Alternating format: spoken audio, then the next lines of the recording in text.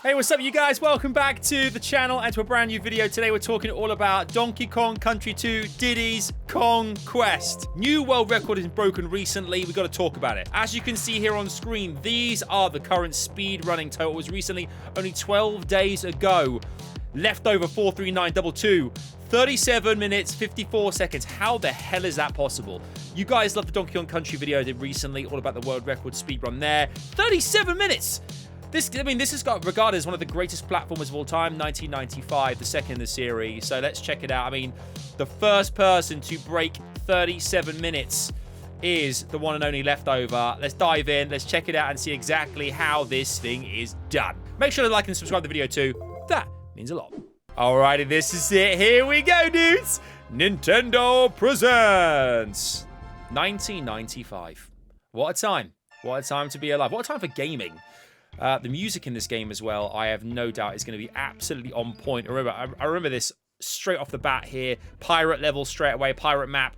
And Diddy and Dixie, remember correctly, are two protagonists here. Straight away getting her into the game.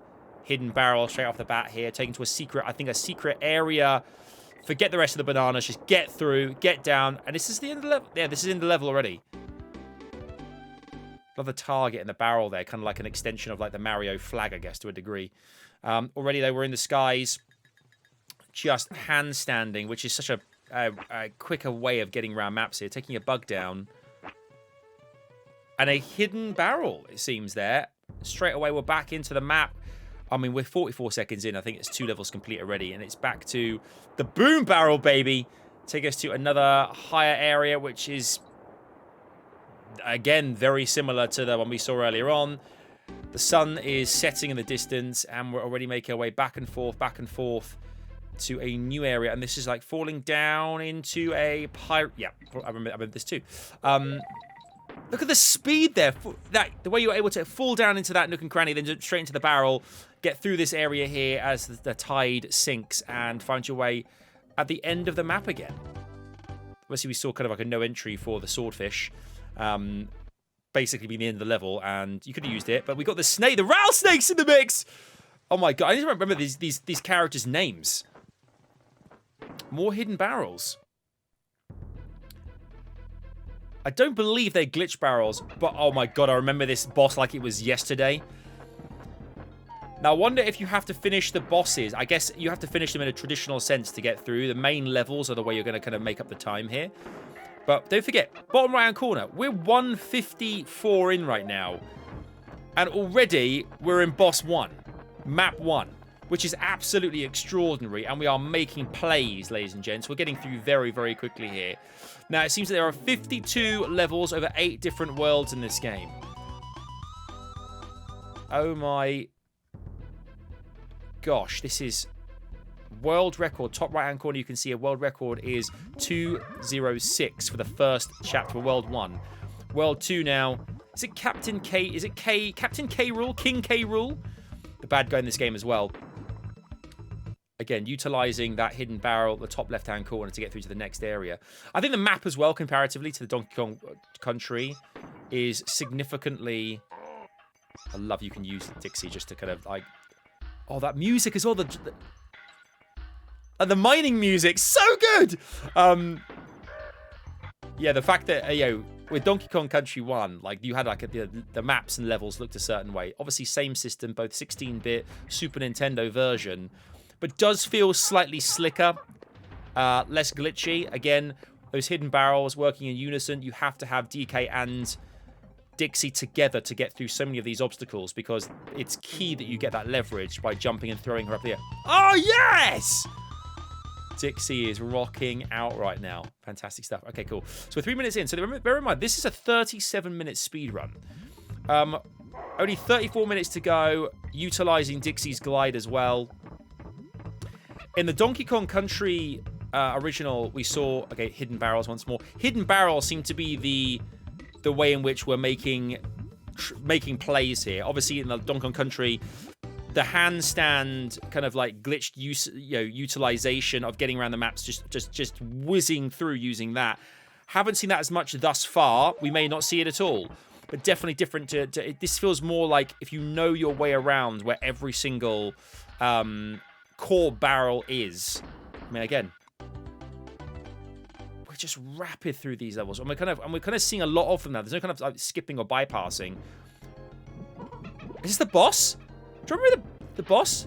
The giant kind of like the giant Excalibur sword coming out of the lava. Who the hell's the bad guy? Like the T-1000? The cannonballs play a massive part in this. The hooks. Look at the hooks usage. Yes. I think in this game in general, cannonballs feel very much a part of like the boss fights. It's always throwing something to just managing to use the side of that gradient there to carry on. This is a pretty crazy boss fight. The hooks just keep multiplying, and knowing the patterns of this like giant pirate sword as well, I think is going to get you. That's where the big stuff's going to happen. That's where you're going to really start to see you can make up times. Boss fight gone, bones scattered everywhere. And here we are, 5 minutes, 6 seconds into this speed run. World 2 done. That means that world done in 3 minutes, 1.53. That is rapid fire. I'm getting up there. When you think of games in the next iteration of like platforms, we know that like obviously we had like the you had like the Saturn and whatnot, but you know the PS1 was really the next iteration, and you can definitely see where Crash Bandicoot got its heritage from. You know, the legacy, the map design of traditional platform games. Look at this, we're using the Rhino as well to give the extra buff when it comes to health as well, in case anything bad does happen, but also the lightning rapid nature, plus pummeling the wasps as well, which are a massive, massive burden if you don't have that. Are those like haunted jackets? What the hell are those? I remember these barrels and the curvature and the bananas. The bananas as well, a lot of the time, do give you a good insight into, you know, they show you the path ultimately, which was what bananas were used to do a lot in this game. But gliding as well, just making it to the ledge, using those barrels, again, kind of hidden by the foliage of the background, or the foreground, should I say, of this level 2. But still, just making really, I mean, we're in a swimming level. The first swimming level we really kind of had the chance to experience, but Leftover is going for this, and a big shout out again to Leftover for breaking the record recently and getting a sub 38, which is just massively impressive. That you can get through this game. I mean, I've got friends of mine as well who are regularly telling me that this is the greatest platform of all time. Like, it comes up in conversation a lot, whether it's the memories attached to it or just the fact, the variety to it, the song, the music. I think it's all factors.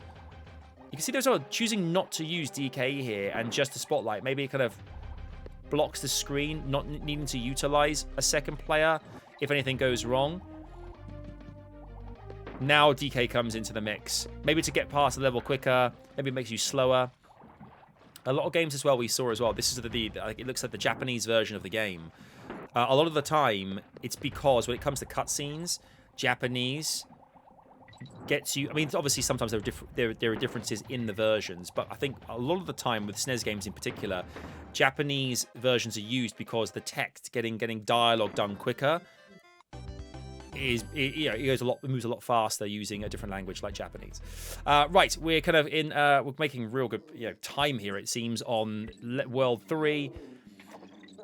A lot of these, because I played a lot more of Donkey Kong 1 than I did Donkey Kong, Diddy's Kong Quest, Donkey Kong Country 2. So the levels I'm much less, the word's not familiar, I'm much less akin to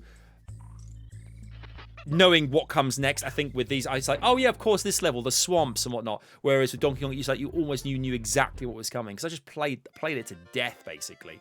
I think the first time I played Diddy's Kong Quest was maybe a mate. We used to trade cartridges at school. It was like a case of like, oh, swap me that for the weekend. We were like swapping like Killer Instinct for Super Mario All Stars, those kind of things. Great times.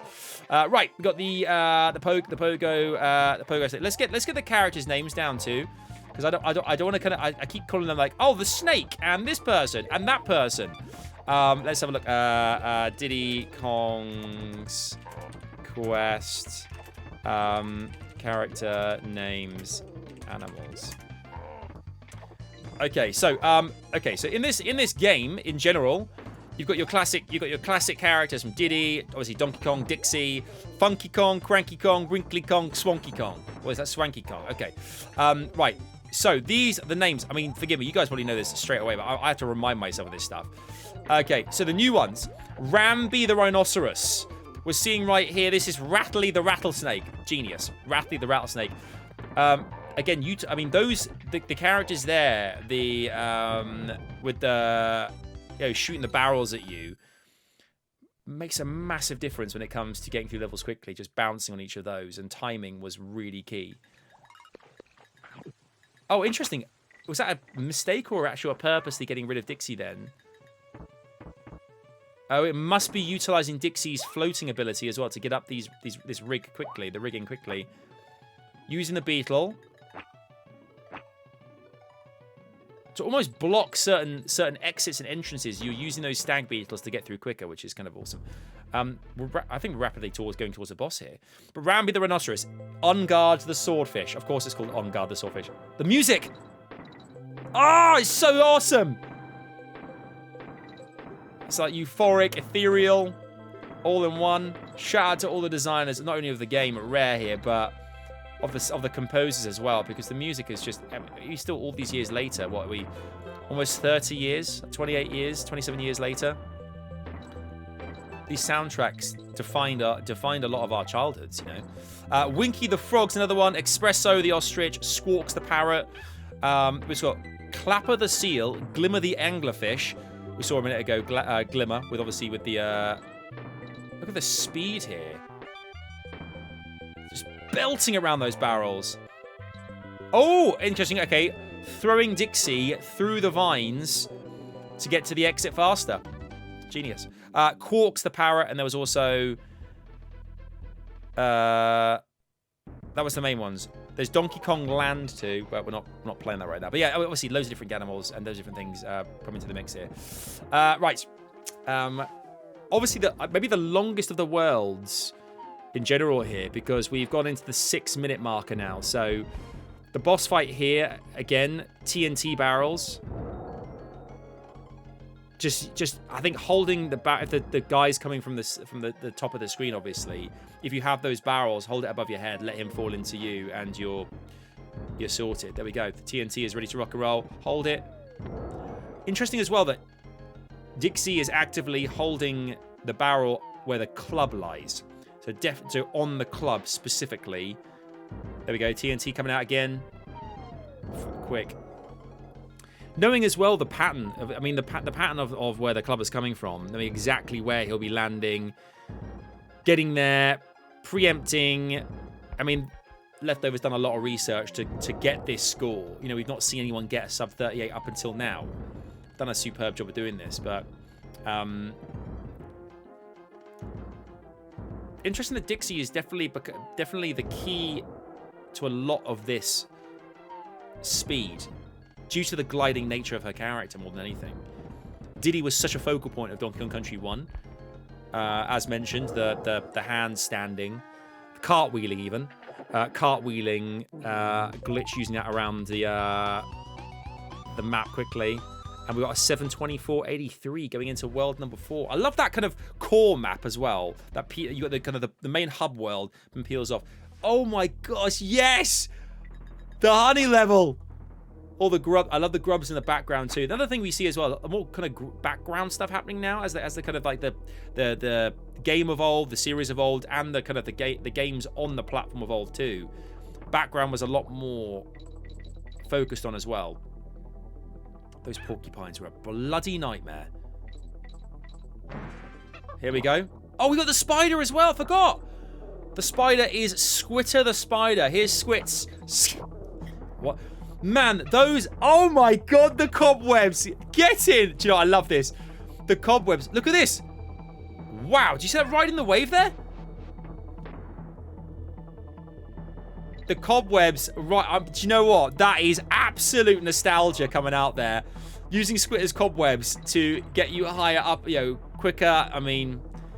Bloody genius, mate. Finish the level. Love the fact as well, you got that facade of honey rolling down the screen too.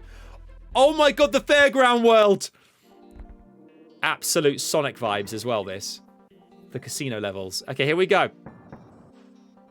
I've got the fireworks in the background. Is that a skull roller coaster?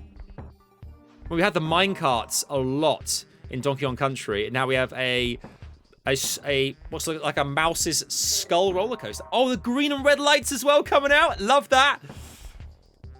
But knowing exactly where the green and reds need to be hit, obviously the game starts to trick you and it gives you an opportunity to change color when you don't need to. In that instance, we do to lift those gates up. In others, we don't. See, green here, already green, don't need it. So you need the greens to lift up. However, there are times when you need the reds too. But we are rapidly approaching the halfway mark of this speedrun, of this entire game at 14 minutes here, which is pretty awesome. And for you guys as well, if you are brand new to the channel and watched other speedrun videos that I've done, let me know in the comments below what you would like to see me react to speedrun-wise, because there are loads out there. I have already preempted and downloaded, ready for the next video, Zelda: A Link to the Past. Arguably my favorite game of all time. You guys might agree. I think a lot of people's favorite Zelda games are often Ocarina of Time. For me, it's not. It's absolutely A Link to the Past. And A Link to the Past, as I said, probably favorite game of all time, alongside Teenage Mutant Hero Turtles, or Ninja Turtles, should I say, on the NES, which was just just like one of the first games I ever played, if not the first. And we'll never forget that. We're through the skull cart level, and we're up into the raised area. The music comes out again. The hooked, the major I Know What You Did Last Summer vibes to those guys with the hooks and the big wax jackets. Okay, actively. Ah, smart. Okay, actively getting Diddy eliminated to get higher up to bounce into, for use of a better term, the Ninja Star or Invincibility cloak for a few seconds to get yourself, and then going backwards now, then pushing forward, and we are up and away, and we're racing against others now, which I love. See, that's a new thing that came into this. I don't remember this being in Donkey Kong Country, racing against others. So you see you're in 7th position right now. I mean, talk about racetracks. This is one single roller coaster track, which is pretty awesome as far as racing goes. But making sure as well to take out, rather than just overtake, but take out the competition here. 4 to go here. Collecting those Kong letters as well, but not obviously losing any lives whatsoever here. Just collecting the Kongs, doing what's necessary to get through as quickly as possible, and knowing those jumps, when to jump down. 2nd position, almost there into 1st, and we're almost into a victory here. Inevitably going to happen, but a giant DK coin, and we're through. But that was quite smart though, using those kind of like those, invisibility cloaks, or invincibility cloaks, should I say, to get around maps quickly. That was always one of the things in this game which I loved, is that, there were ways built in that you could get around certain things. And you see it a lot now as well. I mentioned Crash Bandicoot earlier.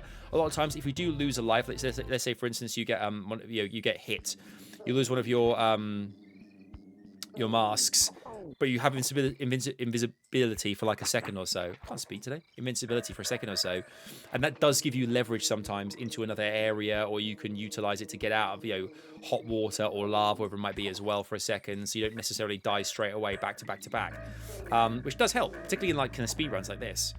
Just getting through these dragonflies as well. Able to go underneath. That's an interesting factor as well. Going underneath barrels in those little kind of lagoons, where usually you drown, but managing to roll underneath and bypass dying to save split seconds worth is really interesting. The cannonballs here as well, using those again just to get rid of it can't be cracked. I guess it's reusable as many times as you'd like to. Kremland. What a great level. So we've got into pretty much the halfway point now. This is pretty much halfway. And we're seeing a lot of progress made now. We're back into the those crocs as well. Such good times. Such good times. The wasps were such a big part of this game, simply because they were indestructible unless you had animals. or cannonballs. You couldn't just jump on them. There's so many things in this game you can just jump on and eliminate. You can't do. Oh, here he comes. Here comes Rambi. Get out of here, Rambi. But now we're playing as Rambi as opposed to riding Rambi, it looks like. That's it. Take a step and just belt it, my friends. Very similar to us to the Sonic attribute of, like, you know, spinning on the spot and gaining momentum. Oh, Rambi! You go, son! The red wasps as well, obviously superior to the yellows. They don't get destroyed as far as I remember. I think that was the case that we saw. That I don't think they get destroyed. However, you can bounce on them, given the animals like Rambi, who can do that. We have our Squawks, the parrot. First time we've seen Squawks. Utilizing the seeds as well. Remember those? Obviously with the main. Oh my god, the boss fight. This boss fight. You can only. There we go. Love it when things when a good plan comes to fruition there. Talking about yellow versus red wasps. Obviously, you can only hit the boss here when it turns yellow. Bit weird that it turns yellow from red to yellow, but it's still a thing. And now, okay, now it's morphing into having extra wasps around it too. Again, I remember this, but you know, when I was playing this growing up, it took me ages. I was so tentative around the wasp, making sure I didn't mess it up, and I was very kind of, you know, very reserved when it was taking it on, but not for Leftover, who's now at 20 minutes, 7 minutes 50, our longest world thus far. Remember, we said it 52 levels, but 8 worlds in total. If I remember correctly as well, the last boss in this is King K. Rool on the pirate ship. Going back to where we all started here. But now we're utilizing Diddy a lot more, who's able to have that kind of like little buff when he bumps in the gaps, in those chasms, able to use that and cartwheel through. Again, the cartwheel playing such an important part here. Yeah, they are invisible cloaks. Again, doing it there again. Well, these like ghostly ropes. I mean, kudos again to the game designers who put in some truly wacky ass like animals and monsters in this game. Well, it's kind of like in, you know, in the ilk of Donkey Kong, though, you expect nothing less. You want it to be a little bit wild because that's what creativity is everything, particularly in games like this, which keeps, you know, that's why I think it's become such a beloved game or series in general.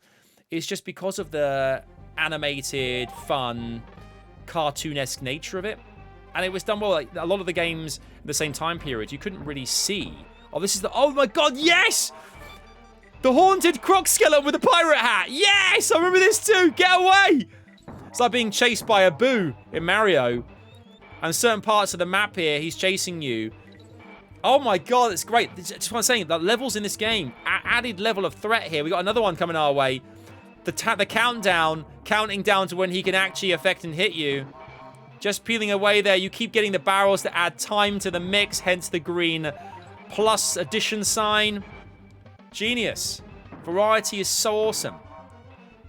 You know, we talk about the games I was mentioning on the Super Nintendo. A lot of them, you couldn't quite make out characters very well. Their gestures. You can see the characters' faces so clearly. You can see them gesturing.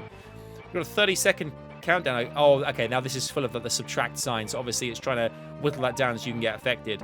I don't remember if it's an auto kill, like an auto delete if you hit the pirate skeleton comes to life. But from the looks of things, we're not going to see that in Leftovers playthrough. 15 minutes left to finish this game, people. 15 minutes. And again, if you haven't done so, please make sure to subscribe to the channel. Like the video if you do. I love doing these reactions to speedruns. I mean, I do a lot of the retro ones. I think those seem to be really popular on the channel. But if there's any kind of modern classics that you want to see kind of me react to speedrun-wise as well, let me know. Of course, with these kind of games, the nostalgia or the legacy of games is what really kind of like drives me to kind of get like to look at them more closely. Oh, that was close, bro. 1 second left on the timer. Managing to get through though. Bang, we're in. Very, very quick there. That was real. That was really rapid. But world 5 of 8. So 5, 6, 7, 8. We've got 4 worlds left here. And not much time to do it. The last world could in fact be, there could be a bypass world. I don't know yet. I'm watching this for the first time through, so there could be a world gets bypassed. But again, utilizing these stag beetles as well. The same thing. You know, you look at other Nintendo games again, like we use Mario as a classic example with the Koopa Troopers in the shells. Or the Goombas, weren't they? No, the Goombas are the little brown things. Yeah, the Koopa Troopers. using the shells, carrying them around with you. But the fact that you can use these countlessly as well, these stag beetles, to both block and take out enemies, particularly the porcupines, where I think a lot of the time they're used. I think you can actually get rid of the stag beetle when you hit porcupines. Look at that, but the bump there as well. Genius. Using the stag beetle to throw into the wall to bump you up is awesome. I love to see that. And the boom barrel comes back into play. And projects us back straight out. Didn't even have an end scene. Straight out through the map again and back into Nectarville. Honey comes out. And we're seeing really quick. I mean, squawks there not being utilized. Just knowing once again how to fall down the chasms effectively. Not using squawks, which would usually obviously slow you down, which would kind of gradually glide down to life. Nah. Not for Leftover, who is absolutely bashing through this part of the game right now, because the gliding, you know, not even gliding, not really even utilizing the float element whatsoever. It's just, I mean, that is genius. That wasp there again. Now we've lost him, Diddy, but still managing. Look at this! That is quality. That is game knowledge. That is strat. It's tactics. It's knowing exactly how to fall through. Oh, this music too was pretty kind of weird and kind of chill, but Diddy being really utilized now. The mice just like the most inferior of kind of like most of the enemies in this game. Getting back into kind of secret area. We're getting ourselves no, this is Squitter. Squitter the spider. Probably my favorite animal companion in the game because of the multitude of usage. I love that you can use the webs as both, you know, attack and as leverage jumping over. And oh, Squitter even. There's so many characters. The baby vultures! You sons of... I hate those baby vultures so much. Squitter just being utilized outstandingly well here. Because don't forget, if you didn't have Squitter in this situation, and doing this, if you had to do this without Squitter, it would take you so much longer. You have to be so much more cautious. But able to bypass all the crocs, then get straight through because of the speed as well. Because Squitter moves with absolute rapid 8-leg arachnid speed. This could be the last. This could be the boss. Yeah, Ghost Vulture. Yes. All right, another synonymous boss with Diddy's Conquest.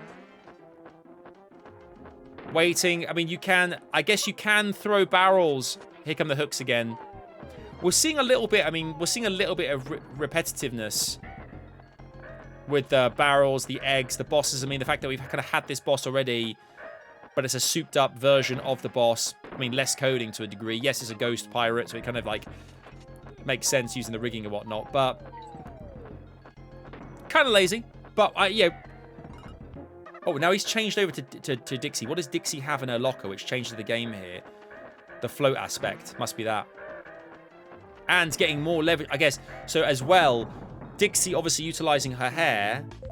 It's a case of you can throw the barrel up and across, or I think Diddy just throws horizontally. Moving into the castle. Okay, here we go. World 6. We've got 10 minutes left to finish this game. Jeez, we're in the kind of like the... I mean, I'm recording this in some of like the UK's coldest temperatures we've had for a long time. And this is... the idea of jumping into ice cold water right now frightens me. Those piranhas too. I am not... Oh, is he bringing the piranha with him? Okay. Where's the piranha being brought to?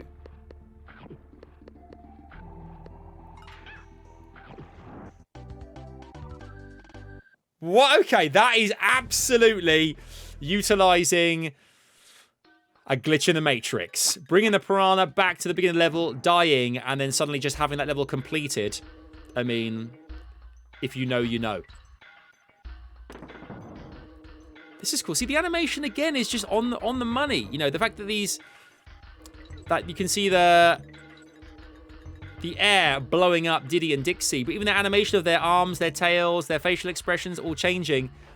That's why this game's so great. It has a lot of things that other games of the same era just did not have. I just don't think other games had as much, you know. That's one of the reasons I actually prefer the SNES to the Mega Drive as well, because a lot of the games on the Mega Drive, yes, some did, but a lot didn't have the same charm as the games on the SNES from this kind of perspective, you know? They felt more, you could engage with the characters more. I mean, he's using the barrels and the characters effectively here, man. Like, just even getting, when the character's taken out, the bump up to the next platform, genius. Really, really, really good. 30 minutes almost up. 30 minutes almost up. I mean, the fact that this game is almost complete now. We're on World 5 of 8. I'm interested to see how the last few levels go on this. But we've definitely seen a combination of things in this, though. Obviously, map knowledge, glitch knowledge, character...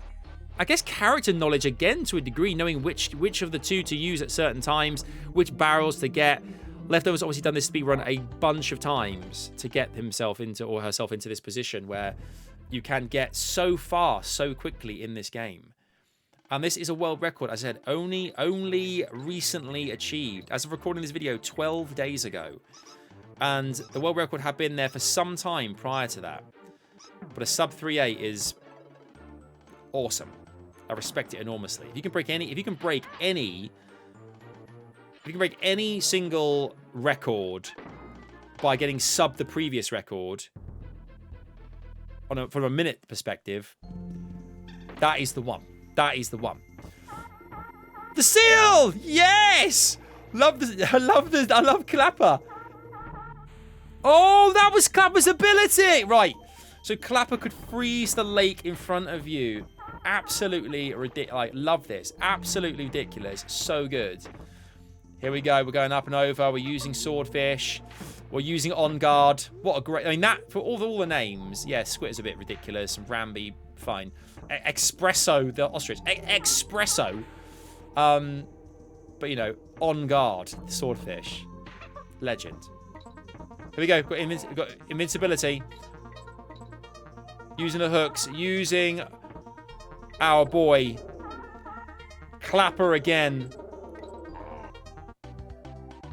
Oh, interesting that you could use Dixie there in the barrel right at the very end. We're going to up the upper echelons of the castle now. Before I think we head back down to the belly of the galleon. I mean, look at the chain work here, the speed, the constant focus. Utilizing cannonballs. And that there as well. Hidden barrel to the green glitch gets you up into that, again, bypassing levels, getting you through. So there are a lot of ways here. We haven't seen obviously as much of the there comes Ratley. We haven't seen anywhere near as much of the cartwheel functionality from the first game and the way you can get away around levels so fast. But what we are seeing is there are definite hidden gems around this map here that can get you further in the game. And kind of almost warp you into different areas quicker. Not using, not like Mario 3 where you're using like the actual warp whistle, like an actual tangible thing, but we're using glitched elements in the game to get around, which is, understandable when you're trying to hit 37 minutes in a game to complete it. We've got 5 minutes left to go. Squawks comes back into the mix here, using those seeds to the best of our ability. Piling it all on now, trying to flap our way all the way to the exit as fast as we can. But with only 4.5 minutes, this is outrageous, man. This is the big finale. For any speedrun in this game, when you've got to utilize all the different animals here now, all the different animal companions, and just using Squitter, getting to that barrel quickly. Squitter's done. Bang. We're in 33 minutes. Boss fight? I think we're the boss now.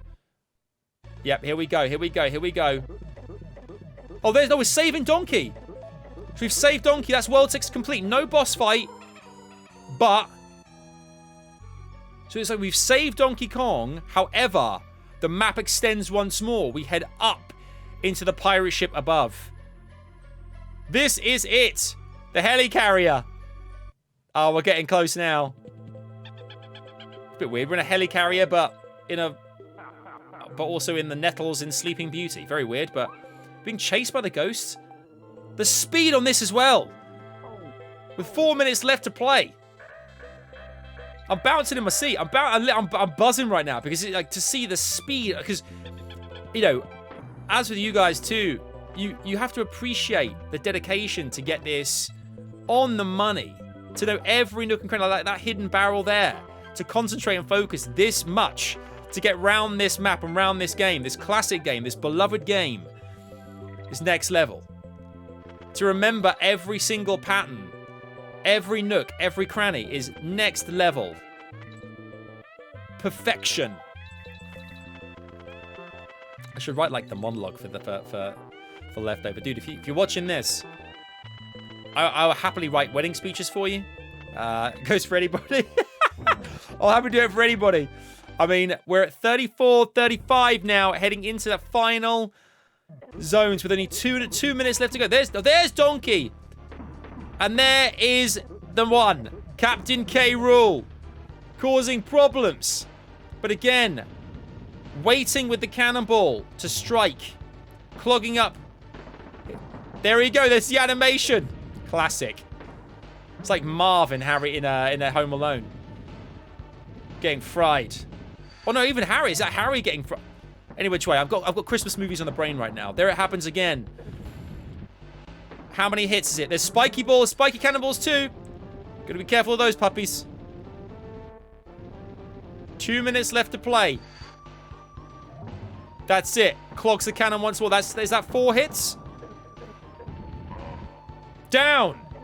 Donkey Kong is ours. But no, he's not. Donkey Kong again. I mean, how many times can you prolong an ending? Look at this. Look at that. Is that showboating or what? Just going, oosh, having a crouch. Literally point blank. I love that he's using his giant musket as like a jetpack. It's pretty sick. Love the ingenuity there. GG's, Rare. GG's. There we go. There we go. Clog it up. Last minute. One more clog. One more clog. Could be like one more. Oh my God. Swirling. It's like bloody Cuphead now. There we go. There we go. There we go. That's it. That's it. Looking great. The double swirls. The double swirls coming out to play. Oh my gosh. That is. I mean, again, just knowing like patterns-wise, I don't think my reflexes can do that these days.